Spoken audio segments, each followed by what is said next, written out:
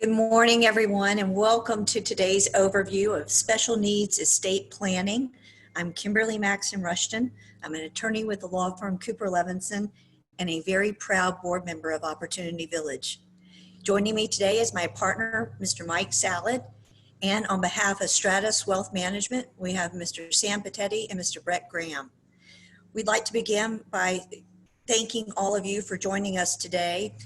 And we'd also like to take the opportunity to thank you for being the caregiver for an individual with special needs. Your compassion, your patience, your love, your attention to your family member often goes without recognition. And so we wanted to start today by saying thank you for what you do for your family. We hope that we can help you with some of the navigating some of your estate planning going forward, but we're also a resource for you anytime. So again, thank you so much for joining us, and I'll turn it over to Mike. Thank you very much, Kimberly. Appreciate that. And I'm going to now share my screen so everybody can see my presentation here. Okay, so hopefully everybody can now see this, and we are gonna get going. Here's my first slide here. Okay. So thank you, Kimberly, very much for the introduction, and thank you so much to Opportunity Village for inviting us back to join and have Sam and Brett and myself. Unfortunately, we're not there in person this time, but very glad that we're able to at least continue to provide these presentations and hopefully, as Kimberly said, be a continued resource. I've enjoyed fielding a lot of questions over the past year or two since we last did our presentation in person. And over the last couple of days, in speaking with Kimberly and speaking with Sam, I have highlighted a couple of points that I wanted to bring to everybody's attention that I think are very important. Just hold on one second. I'm going to just mute others because it sounds like we have some background noise here. Just hang on there one second.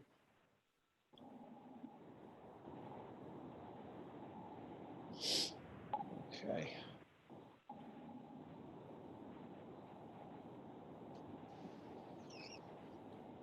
I was a partner, but never noticed these. Yeah, things were overlaid. Yeah. Gosh. I think that we are back on track here. Okay. So as I was saying, there are two items that are of significant importance that I wanted to highlight as a starting point. The first is that there is a significant gap that I see in most of my clients' estate plans. And that gap is something that is going to hopefully now be rectified by Opportunity Village, because we go through the process of setting up an estate plan for individuals, and it's sometimes a painstaking process where we set up wills and we set up trusts and we set up powers of attorney and guardianships and living wills, advanced healthcare directives, and everything is buttoned up on the legal side. But then the question becomes, what happens after a caretaker or guardian passes away? And we can set up plans on paper, until we're blue in the face, and then the day comes and figuring out what we're going to do next is a significant issue. And we oftentimes are left with either appointing a private guardian or a guardianship process through the court system, in which there is a person appointed that does not know your loved one, or we are going to designate a family member.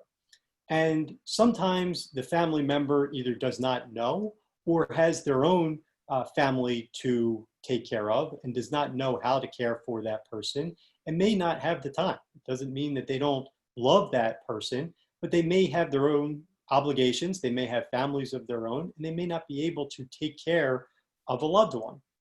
It's a significant issue that often comes up, And my clients will commonly say that they're going to rely on this family member, but it often, from a practical perspective, does not work out. And so when I got the news from Kimberly that Opportunity Village was creating this residential community for those with special needs, I thought it was just terrific. It really fills a very much needed gap in the plans that we create. And I think that Opportunity Village is ahead of the curve in that I think this is the wave of the future. I believe that these are going to become, these types of communities for those with special needs are going to become much, much more prevalent as time passes. I think there's going to be a whole new sector where people are going to be able to be with other people who have very similar disabilities, so their needs can be accommodated in one place. And I think we're going to see many, many more of these to fill that much needed gap. The second place that is similar, that I am seeing issues that I really want to bring to everyone's attention, is that they feel when they first come to me all too often that if these people who are taking care of someone with special needs, that if they leave funds to another family member, that will solve their problems. I can't tell you how often this comes up. I do special needs trust probably about once a week. I've already done a couple this week alone. And the initial discussions are, well, after my spouse and I pass away, we're going to leave everything to our siblings. We're going to leave everything to another family member. And we know and trust that they're going to take care of our loved one with special needs. Well, I can tell you that doesn't work. It just doesn't. I've seen it over and over again. And that concept in theory, usually 9 times out of 10 does not work. When you and your spouse then pass away and you leave everything to your siblings, they are often very close in age to you. So if they do outlive you, it's often for only a few years. And then when that person passes away, all of the assets that you had left to that person will pass under their will or their estate or their trust, and will not very likely end up being provided for the child or other person with special needs. So that is definitely not something that I recommend. What I do recommend is that we put together a plan that usually starts with a special needs trust and then is often complemented by an ABLE account, which we're going to discuss in just a second. A special needs trust, primarily at its simplest level, comes in 2 forms, which is through a first-party special needs trust and a third-party special needs trust. And special needs trusts often, as I mentioned, complement an ABLE account. A first-party special needs trust will allow an individual who has disabilities to set up this trust, or by their guardian or other caretaker to set it up, and it is funded by that person with special needs' own funds. This first-party special needs trust allows the person with disabilities to continue to remain eligible for government benefits, but after that person passes away, the first-party special needs trust must state that the funds will then first be used to repay Medicaid or any other benefits that the person with disabilities was receiving. A third-party special needs trust, on the other hand, is established by another person, not the person with disabilities, using funds that are not belonging to the person with disabilities. They are by usually a family member. And that family member creates this third-party special needs trust for the benefit of a person with disabilities and allows that person to receive supplemental funds in addition to any government benefits that that person is receiving without impacting their eligibility. The key to this, though, is that those funds, after that person with special needs passes away, do not need to be devised then to Medicaid or any other government agencies as reimbursement for funds that were expended. This is a very, very important concept that is often confused. So the ABLE accounts are the next way that I often will build out an estate plan. And an ABLE account stands for Achieving a Better Life Experience.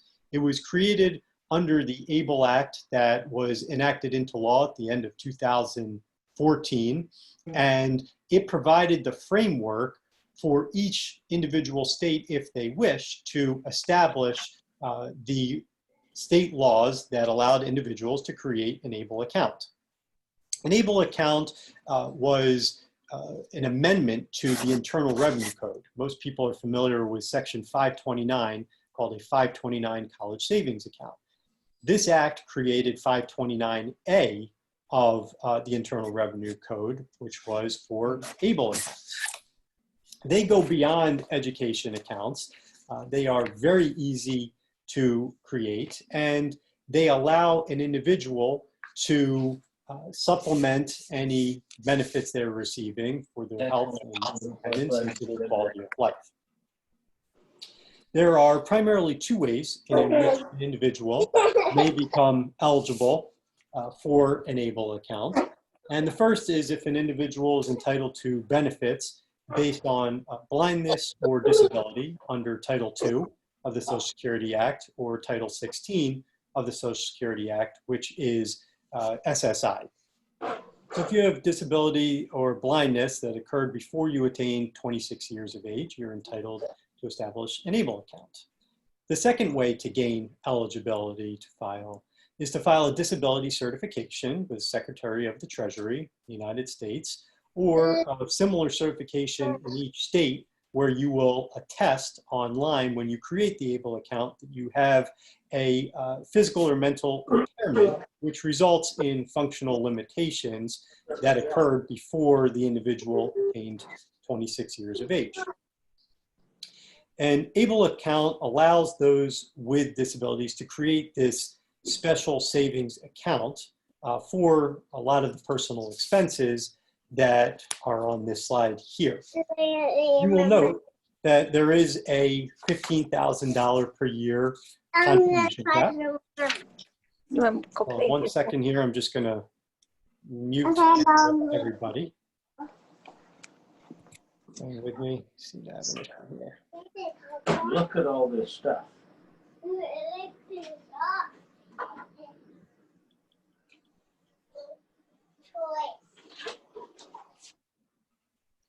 Okay. Okay, I think we're back here. And those that wish to utilize this ABLE account can do so through their own states. So for instance, in Nevada, you can go on to Nevada's website that governs ABLE accounts and establish that ABLE account. And I note here in each state, there are caps as to how much can be contributed in total. In Nevada, as you see here on the slide, there is a cap of $370,000, and that varies from state to state. Unlike a 529 account where you can create it in any state that you wish, generally an ABLE account needs to be established in the state in which you reside, the person with disabilities resides. A person that has a disability can only have one ABLE account. Another very important item is that account balances need to, while there are caps of, say, in Nevada, 370,000, and each state varies, the account balances for those with disabilities generally needs to remain under $100,000 in order to remain eligible for what's called SSI, Supplemental Security Income. As long as it remains under that limit, it will not count as a resource, and it will not affect eligibility toward Medicaid. For those that do have account balances over $100,000, then you will potentially be ineligible for a period of time until those funds are reduced below that $100,000 limit. Another very important point is that beneficiary designations generally cannot be denoted on an ABLE account after a person passes away. So if I set up an ABLE account today, I cannot appoint a beneficiary after I pass away to then receive those funds. which is different from a 529 account and different from a special needs trust, as I mentioned in the beginning.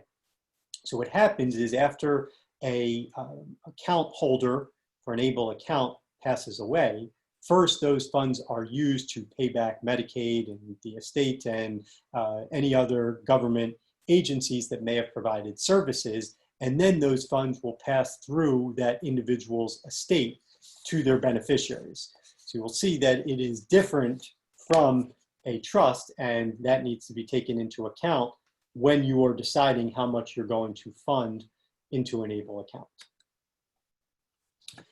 The next topic that we're going to discuss is guardianship.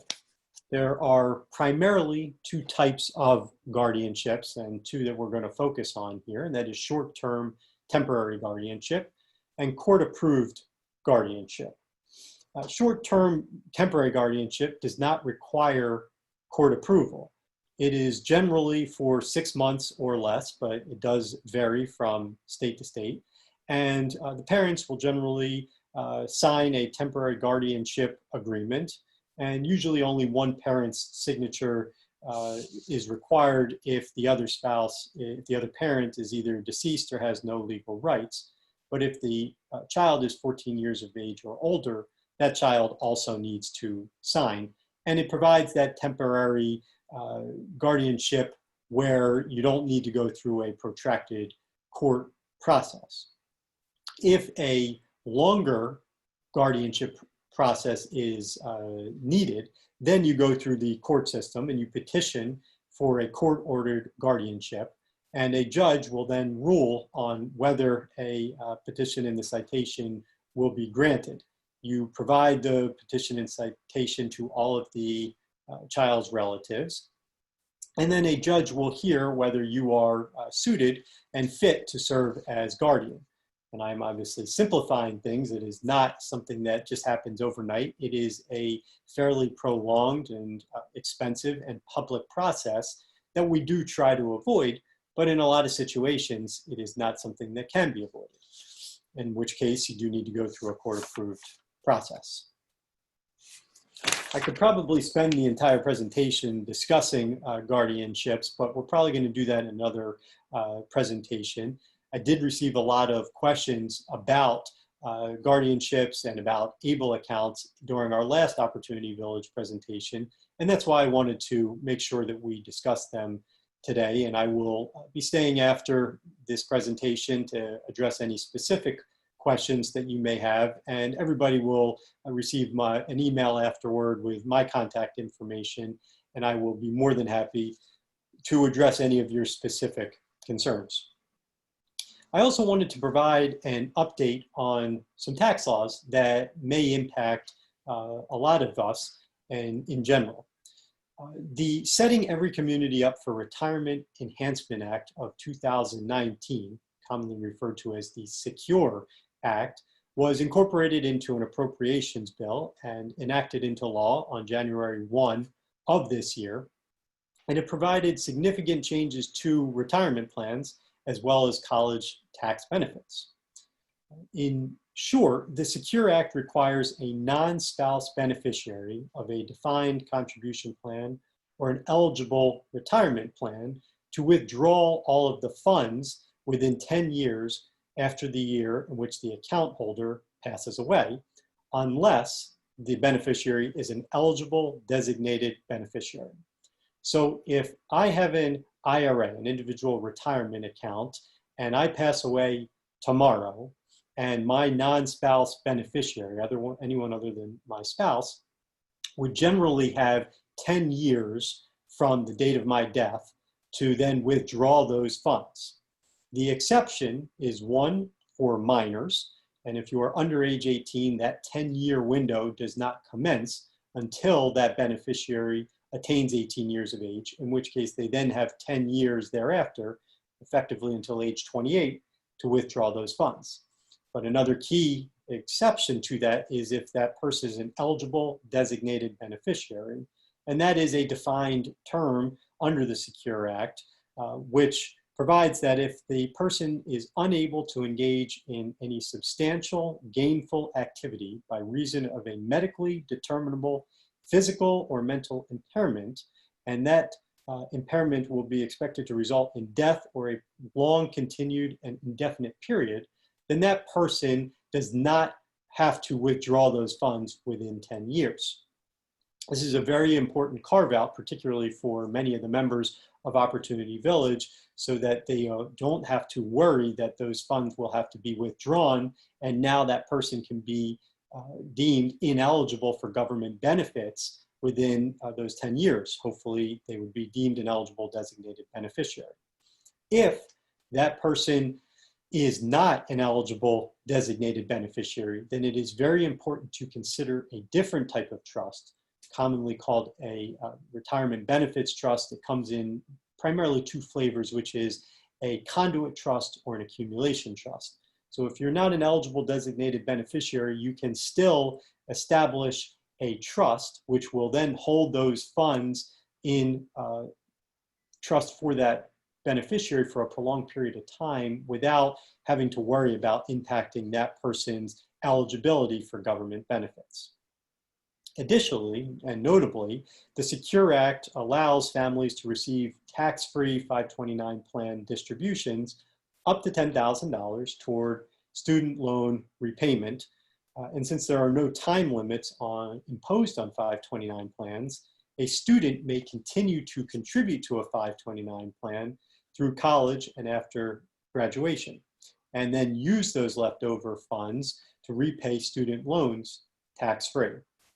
So an ABLE account will continue to grow tax-free just as a 529 account will. The primary difference is that a 529 plan will still go towards someone's eligibility for government benefits, and so those funds may cause someone to become ineligible, whereas a ABLE account will not impact an individual's eligibility for government benefits.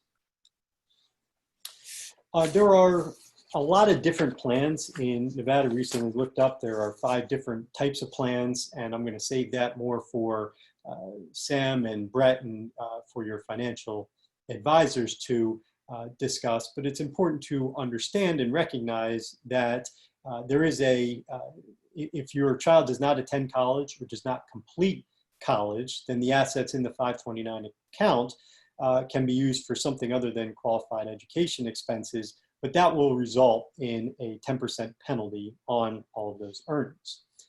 Children that are deemed disabled are permitted to transfer funds to a 529 account, from a 529 account into an ABLE account without penalties in an amount of up to $15,000 per year, which is the cap that someone can contribute into an ABLE account. So if someone has a disability that may not have been recognized or discovered right away, and a 529 plan was initially established as part of your plan, then you can start transferring assets into an ABLE account in increments of $15,000 per year. The next item I want to discuss that I received a lot of questions about is a power of attorney. It's something that I start to receive a lot of inquiries about, usually around August, September, when people are going to college. And parents say, and my child is either going to go study abroad, my child is now going to college, do I need to have a power of attorney in place? And it's a good question and something that I would recommend that people have.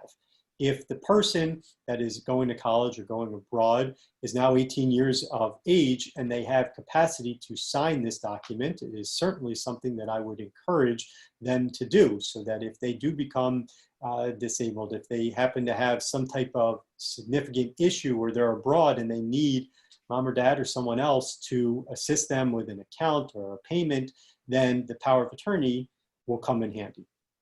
The power of attorney, there are multiple types. There is what's called a conventional or limited power of attorney, which is used for a specific purpose. So most frequently and commonly, somebody is going into a real estate transaction and they need to sign a power of attorney to allow someone to sign real estate conveyance documents. That would be used in what's called a conventional or limited power of attorney.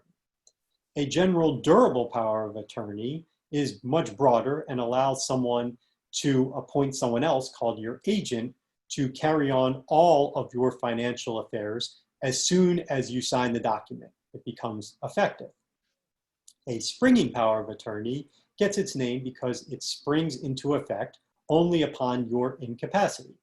Some people don't like to use springing powers of attorney because they're concerned that it is too difficult to determine if someone has a disability.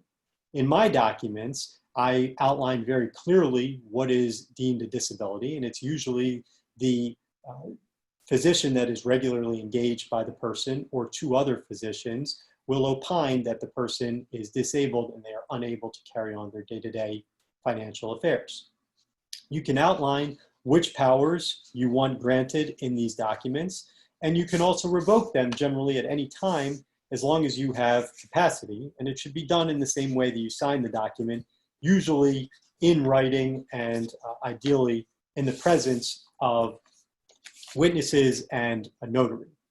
So to wrap it all up, it is very important for those with special needs to ensure that their caretaker or guardian has a guardian lined up, has a person that they trust to serve as a trustee of the trust, and whether it's a first party or third party trust depends on the circumstances, and in some cases you need both. If an individual is able to earn an income, even if it is modest, we may need a first party special needs trust to place those funds into the trust so the person remains eligible and their salary goes in there. And then the parents can set up a special needs trust called a third party special needs trust for the child so that those funds can supplement income that that child is receiving from any other government benefits. And for those with younger children, they want to consider an ABLE account so that those funds can continue to grow tax-free and they can be there and supplement any additional resources that the child needs. And then they also need to ensure that they have their general estate planning documents in place, a will, a living will, a power of attorney. You want to ensure that you have a successor guardianship and that there is a successor lined up. And in this case, you may want to start thinking about places like Opportunity Village to be named in there to establish a relationship with them now so that you know there is continuity after you pass away. With that, I'm going to wrap up, and I am going to wait, probably unless anybody has any pressing questions now, I'm going to probably wait till the end so that everybody can hear and we can field all of your questions at once. I'm going to turn it over to a very good friend of mine, Sam Patetti, and his colleague, Brett Graham, also a good friend of mine, both of whom I've known for many, many years. They're both friends, they're both clients, they're wonderful, wonderful people above all else. They are really, really professional people and very much family-oriented. In fact, Sam is now very recently, a grandfather. And so I'm going to pass it over to him and Brett and allow them to take it from here. Thank you. Thank you, Mike, very much. I appreciate it. And we can't thank you and Kimberly enough for all you do and including us in these events whenever we have them. We love providing the education, and more importantly, we love being a resource. And we're humbled by the caregivers that are on here. Knowing how much you give to your family on a daily basis is so important. So yeah, I am a grandfather. How about 2020, huh? Didn't see that coming. My daughter gave us a call in the beginning of the year and said, here we are. So as of August 26th, River Shea is my little granddaughter, which we are just in love with like crazy. So it's a really weird feeling to deal with that. So let me go through a couple of things here. I really want to stay much broader, kind of what we do, and I want to make sure that we walk away from this today with the understanding that Brett and I want to be a resource. And I really want to spend some time defining what that means to be a resource to all of you folks. Dealing with some financial people, if you haven't in the past, it can get intimidating. It's very similar to dealing with attorneys and financial advisors in terms of, oh, I don't know if I'm going to ask the question right. Let me leave some things. You don't have to worry about asking the question right. right? It's asking the question. So let me give you a little background real quick. As I said, Brett Graham, my business partner, is on the line with us today as well. Brett, if you want to give a wave, there you go. And we own Stratos Wealth Management. That's here in Henderson. We're right off the 215 and Pecos. I live probably 4 blocks behind the office. So it's my home is close to the office. And as you all know, in the Valley, everything's easy and quick and easy to get to. When I say we work with folks on all their different financial assets, let me give some very specific categories because we don't necessarily correlate them all. Life insurance. If you have a life insurance or long-term care question, call me. Call Brett. Raise the hand, we'll answer the question on it, right? Retirement accounts, old 401ks, CDs, annuities, cash, just investments that you might have in other areas. Something that is a quick call to us in a minute that we can say, oh, you can't do that, or you can, might take you the better part of a week trying to get through a phone system to get the person on the phone to tell you, I don't know, I got to ask my manager, right? When it comes to Opportunity Village, we don't put any minimums in place. We understand that there's folks that work through Opportunity Village of all different levels of means, right? We want to make sure we're available to give the very best answers possible to everyone. So how can you use this as a resource? One I'm alluding to, which is, think of this almost like a dictionary, right? There aren't much in investments or assets or what have you there, but I got a quick question because I do have a life insurance policy. Does this meet my needs for what I need? Give us a call. We'll take a look. There's no charge or fee that we're going to apply to that. We're going to take a look and we're going to give you the very best recommendation possible. Brett's going to give a couple examples in a few minutes. On the other side of it, we do have different accounts and things all over the place. Either you inherited them, you built them up yourself, or they positioned the right way. Michael went through some very specific different trusts and different ways and guardianships. You don't need to memorize any of that. You don't need to write it down and say, oh, I think I need that one. What you need is to be able to identify the right team to go to and say, here's my problem. Guys, fix it, right? I look at it as everything in my house. I am absolutely incapable of doing anything in my house. If it breaks, it's just broke. I got to figure out somebody to call because I can't fix anything. I have that short list of who I can call to fix most of my stuff where I throw it away, right? Because it's just, I can't, I know myself, right? So think of it that way with the dealing with Michael, dealing with us or anybody else, right? We're who you should give a call to. If it's a more complex situation, we do complex very, very well. And I say that because we make those complex situations as understandable as possible. And that's what you can ask for. I can give you the best solution in the world. But if I over-analyze it, over-explain it, and overuse too much jargon, it doesn't matter because you're not going to understand it, right?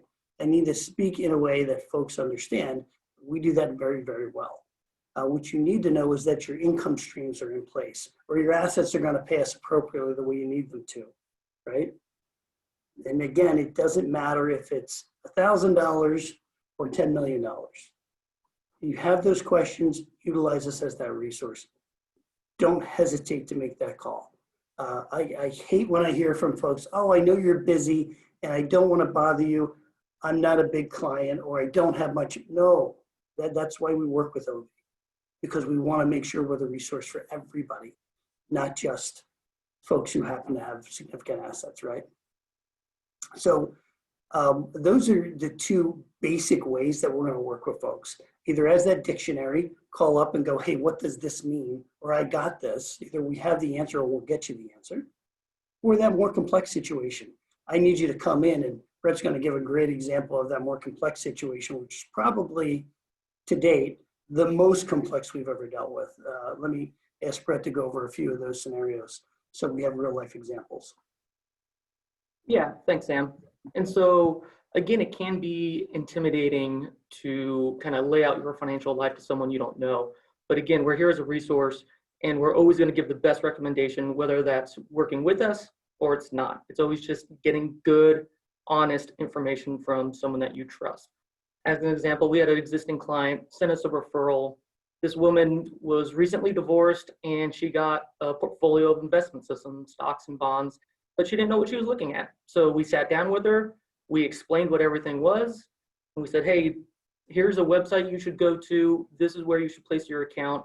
It wasn't really a right fit for us, but we gave her great advice. We walked her through all those steps that would have taken her weeks to figure out, and we got it done in an afternoon. And it really just simplified her life. She felt much better, and to this day says, you guys were great. Love you, you know. And then the other situation is when we do work with people on a more ongoing basis. And that situation that Sam was talking about is we had another existing client. His father was in his early 90s, late stages of Alzheimer's, and really starting to slip at that point. The son came to us and he said, I'm finding paperwork in my father's office. I have no idea what it is. Said, bring everything into us. And he brought 2 big file boxes into us. He goes, this is what I'm dealing with. I can't do it anymore. We said, we got it. We'll take care of it. Ended up, the father was kind of this old school investor. He had accounts at over 50 different firms and around 258 different accounts. And so that's a lot to deal with if you don't do it every day. So the son brought it to us. We said, we'll take care of it. And we spent the next year consolidating all of that and just took that off the family's plate to make it easy for them, spend more time with their father when they don't have to ask them all these financial questions, when they just want to hang out with them. And so there's a bunch of different ways we work with people, and it's always about being honest, being truthful, giving the best advice possible.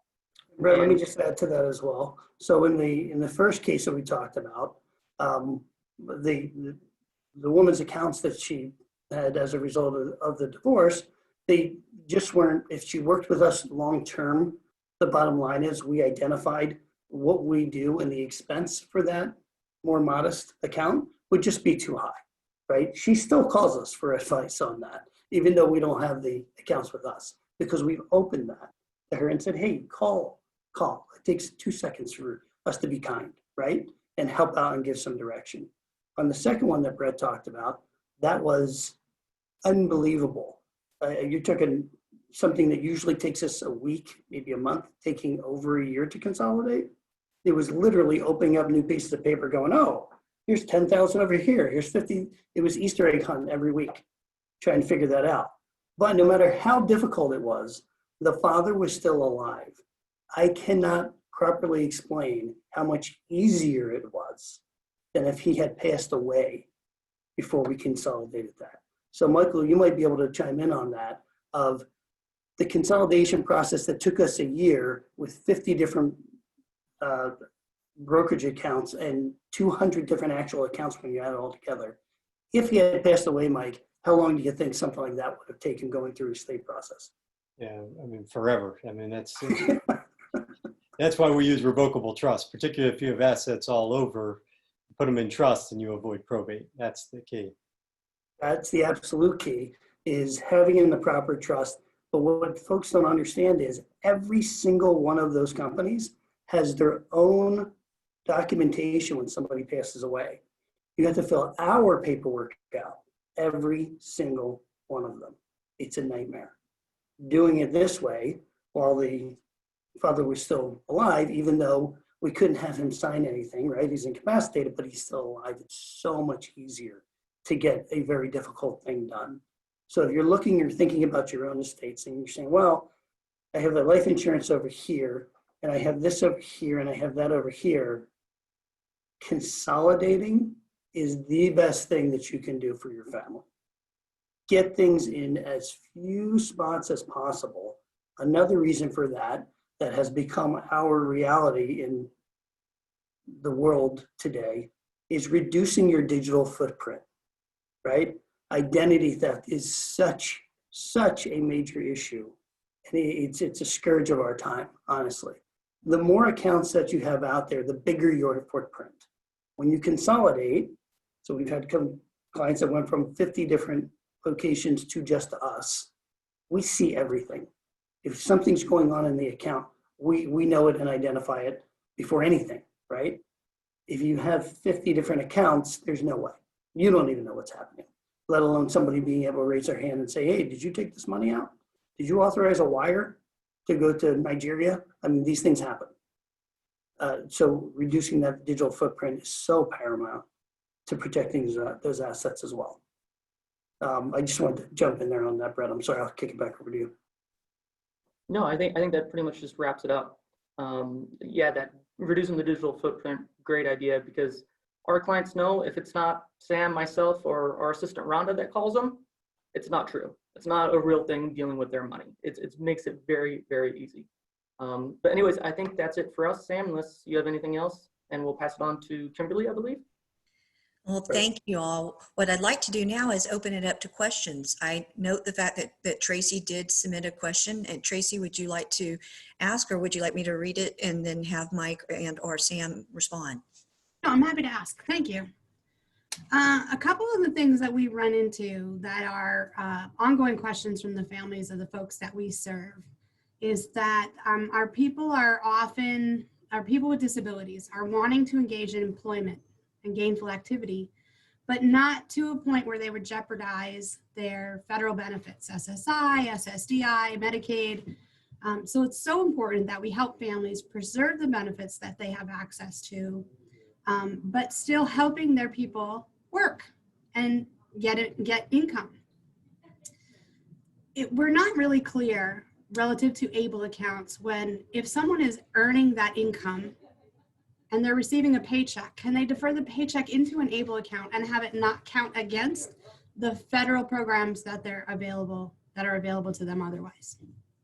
Sure, I'll be glad to address that one, and it's a good question, and thank you for the question and for everything you do, Tracy. It's really, really impressive. You guys have a wonderful team over there. The idea of an ABLE account is that it will allow, it's post-tax. So it is definitely post-tax funds. The individual earns the funds, and then they would be subject to tax, and then they go into the ABLE account, and they will not impact that individual's eligibility for SSI or other government benefits as long as the $100,000 threshold in total in the account is exceeded. While you can, like I mentioned, Nevada, for instance, they allow up to $370,000 into an ABLE account. Once you exceed $100,000, your benefits, government benefits, SSI, etc., will be suspended. They're not terminated. They are only suspended, such that once you fall back below that $100,000 threshold, you are then eligible again. So let's take a person that's earning $10,000 per year at their job, and they are living at home with their parents. They have fairly low expenses, and they are going to become ineligible for those benefits. The two ways that you want to consider are, one, into an ABLE account. And if you are going to start exceeding, after 10 years, you start contributing, say, $10,000 each year, and we're getting close to that because all of the funds will grow tax-free. So that's one of the beauties of this, like a 529 account. If that is an issue, that's when we need to certainly consider a first-party special needs trust.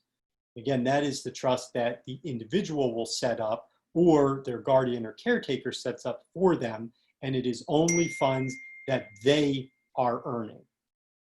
So it's different. Before you go there, that's really good, really good. If you don't mind, I just really want to stay right here with, you have a person that earns $10,000 a year. They live at home with mom and dad. They don't have expenses, really, at this point in their life. They're 45 or 48 years old. Yep. And so they can put their earnings into an ABLE account and not jeopardize their Social Security income. They cannot jeopardize Medicaid. It's not going to jeopardize their federal benefits. Correct. Okay. Correct. Yep. So, as long as we're not at that 100,000, we're good. Okay. And then they can utilize the funds that are in that account actively. Like, they don't have to keep it as just a savings account. They can put the money in the ABLE account, but they could buy themselves the wardrobe that they need to go to work. They could buy themselves, right? They can support themselves with those Absolutely. funds. Transportation, we talk about a lot, and healthcare, and assistive technology is a very common one. Absolutely. Those are all permissible. Absolutely. Okay, I just want to be really clear because you have a lot of families here. And that seems to be our biggest question is like, how do we help our person become independent and learn how to be employed without jeopardizing the federal benefits that they have and still utilize the money going into an account?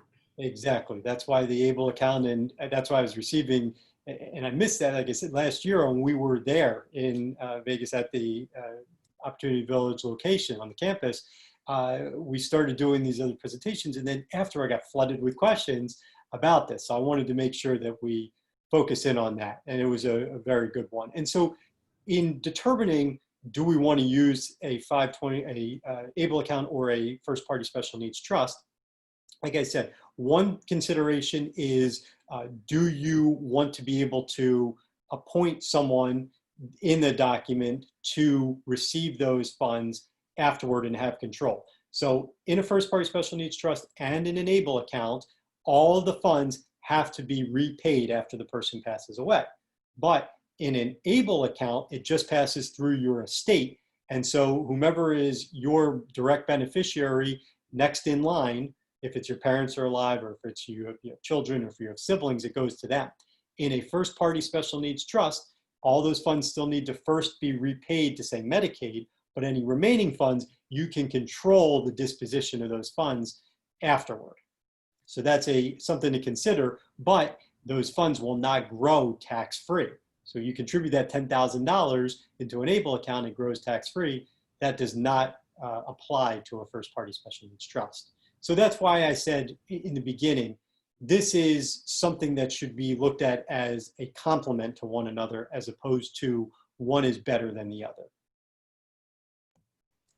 Are we familiar yet with any pooled income trusts that we would have access to in Nevada? Do you have any idea about that as a way to not have to pay back Medicaid, but still to benefit the population we're intending to serve?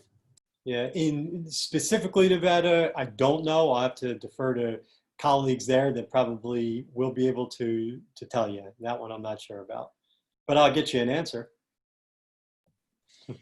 And what I'll also do is, following this, I'll provide the information about where individuals can look up information about ABLE accounts in Nevada.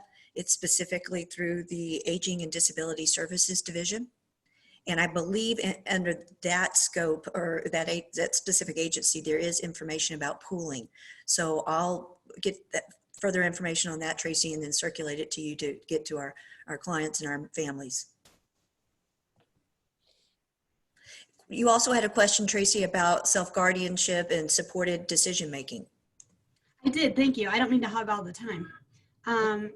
This last session of the legislature, a new law was passed that is focused on supported decision-making and encouraging individuals with intellectual or developmental disabilities to remain as their own guardian or to seek their own guardianship.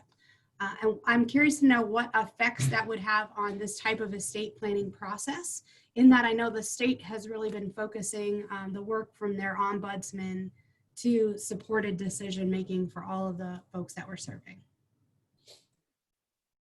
Kimberly, do you have familiarity with this specific legislation? Because I do not, but I will, again, absolutely take a look and consult with our colleagues in our Las Vegas office and certainly get you an answer on it.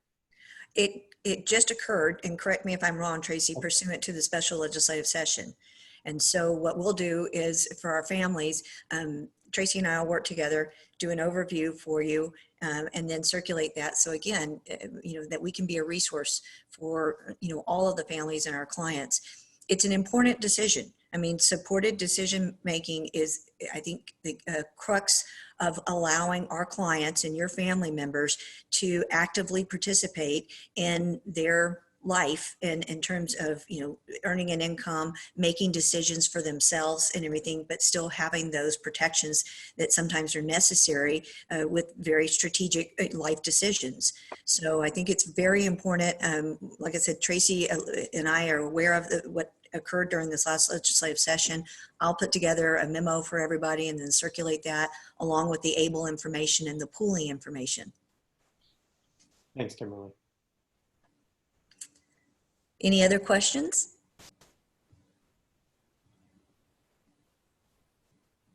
Not for me. Thanks so much for the clarification. I appreciate the follow-up and then the opportunity to interact again with our family members. I think that's wonderful. The other thing too is that recognizing this is, Opportunity Village is in Nevada. There are also times when we have individuals come from other states, or they have had, not only relocated, but they may have assets in other states. Mike, could you give us an idea as to whether or not a 529 plan is, preferential in one state versus another, and why? Sure.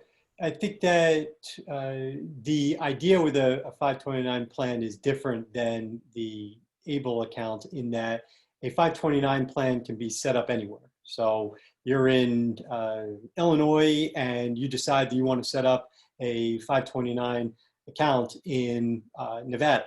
There are specific reasons why you may want to do that. For one, they may have more favorable laws in terms of the total cap that you can contribute. So in some states, the cap is, say, $300,000. In another state, it's $500,000. And in other states, they may have better investment vehicles for you to use. So you have to weigh those. You may say, okay, well, you know what? Nevada is known to have these great investment vehicles. They have outperformed a lot of other states in terms of investments, but their cap is only $370,000. And in Illinois, it's $500,000, and even though they don't have nearly the performance history, I would want to be able to contribute more after-tax dollars to that and let it grow tax-free, and that's more important to me. With an ABLE account, it is generally formed in the state that you are residing in. In Nevada, for instance, you have to be a Nevada resident in order to open up a Nevada ABLE account. So it's different, but that's usually how it works. And maybe throw a question to Sam and or Brett. Do you generally invest funds differently when you're talking about a special needs trust, and how that works versus a traditional trust that you may set up for a family that doesn't have a special needs child? Or if a family has a child that has special needs and then another child that does not, do you invest their funds differently or hold those differently, or have different recommendations? It's a great question, Kimberly. Yes, you do. I mean, the special needs trust, the assets in those accounts are more limited to what you can invest in. You can't just kind of go anywhere. With a, we'll call it a normal family regular trust like I have, I can invest in anything. I can do private equity, you name it, I can do it. And a special needs trust, it has to be handled in a little bit of a different way. Primarily, we want to make sure that those assets are going to be there for the lifetime of the special needs individual. So it's more going to be more income oriented, and we're not looking for as much growth on a regular basis. But then there's also some things that we're just specifically not allowed to go into, not allowed to invest into. So yeah, it is always different, but it's still going to go by the basics of estate planning and asset allocation. How old are they? How long do these assets need to last? What do we anticipate using them for? As you may or may not know, a special needs trust can only be, that cash can only be used for certain things. It can't be used for everything. What do we anticipate the need being annually? So that's the income that needs to come in. So there are definitely different ways to look at that trust than a traditional family trust or another account. And Mike, I think you touched on this earlier, but as we embark on Betty's Village and having residential attached to Opportunity Village, what can families think about, or what should they be thinking about if they're considering having their family member be at Betty's Village? So the finances that it takes to actually sustain their day-to-day living, other things. Is there anything in particular you would advise people to look for, to be conscientious about if they're going into that, or their family member is going to be a resident at Betty's Village? Yeah, it's a good question. And to an extent, I'd be like to get some information from Tracy as to how they're going to set things up. But similar to appointing a guardian, you may want to consider appointing Betty's Village directly in the documents as your wish in terms of where the person is going to go. And where I'm going with Tracy is how far in advance can you sign up, and can you reserve them, and how many spaces will there be, as to whether you can put down a certain amount of money and actually reserve a residence, and they will hold it. I don't know how that would work, if that's feasible. So you probably need to have a backup in case there isn't any occupancy. But another good point is, you're right, finances. You got to figure out what it's going to cost, and then that probably brings in Sam and Brett to make sure that those funds are going to be there and set aside, so that even if the price goes up and you conservatively figure out how long a person's going to stay there, you have the funds. I would definitely consider making sure that you appoint somebody, whether it's Opportunity Village, Betty Village, or something else, that those arrangements are made.